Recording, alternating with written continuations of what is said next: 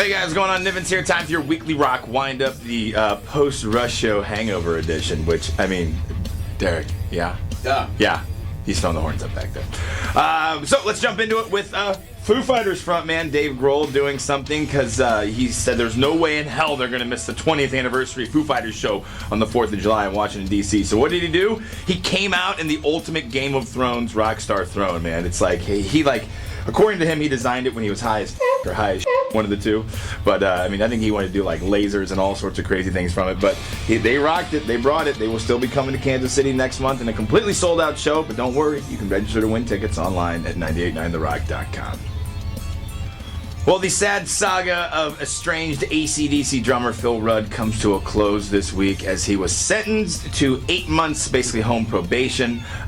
Better than what he was going to get. There was talk, I think, of like 7 years in jail for threatening to kill somebody. According to his son, he's been battling a wicked drug addiction, methamphetamines, and I think cocaine as well.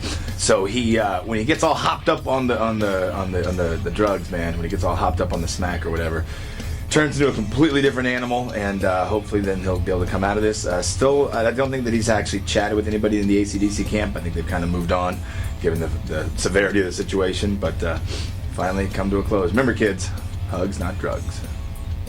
Speaking of people on drugs, Kanye, of course, announcing last week at a Glastonbury Festival that he was the greatest living rock star on the planet or something along those lines.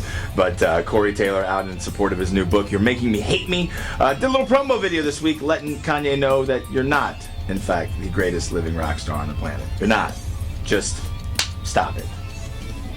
And this one I've got to read directly from my little cheat sheet here because it's just that good. Humboldt State University did a study this week about all of those metalheads, those kids that grew up with, you know, Satan's music in the 80s, and how do they turn out as adults? And I think this is absolutely fantastic.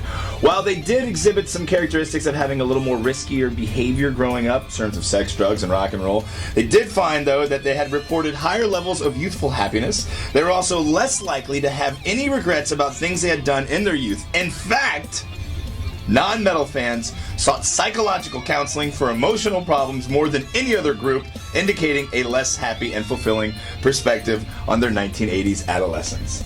Suck that, Tipper Gore and the PMRC. And close out your weekly rock wind-up with some new announcements. Finally got a definitive date for new Clutch Psychic Warfare. That'll be out on October the 2nd. Really looking forward to that. Metallica bassist Robert Trujillo's documentary about the life and music of bass legend Jaco Pastorius. Jaco, a documentary film, is on track for a November 2015 release. That's November of this year. Fast facts for you. Tech Nine's got a guy in his band named David Pastorius. He is the nephew to Jaco. Maybe we could talk to Tech about talking to Robert about coming and doing a screening in KC. What do you say, Tech? Huh? Downtown? Huh? You like that, don't you? The Dead Weather is set to return with Dodge and Burn. Of course, that's got Jack White and Alison Mosshart from The Kills. As of right now, no touring dates planned. I really do hope that they do get on the road because that's a fantastic band right there. The Funny or Die presents Oddball Comedy and Curiosity Festival. Tickets are on sale as of right now. That'll take place Friday, August the 28th at Starlight, starring Aziz Ansari as well as Amy Schumer. And then there's notable comedians like Anthony Jeselnik, Jeff Ross, and a guy named TJ Miller, which I'm sure you all are very familiar with. And as many of you know, my gal is in a burlesque revival, in a burlesque group, and they're wanting to get you a pair of passes. You want to win a pair of passes? All you have to do is follow them on Twitter at Burlesque Rock KC. Tweet them your favorite David Bowie song, as they're going to pay tribute to Bowie August 1st at the Buffalo Room, which is the backside of Westport Flea Market. So tweet them your favorite Bowie song using the hashtag Bowie Burlesque. Again, that is at Burlesque Rock KC. Get out and support those guys and gals. All right? Good talk. I'll remind you again. Don't worry. I'm Nivens. Thank you very much for tuning in to your weekly rock wind-up. Have a great weekend. Peace.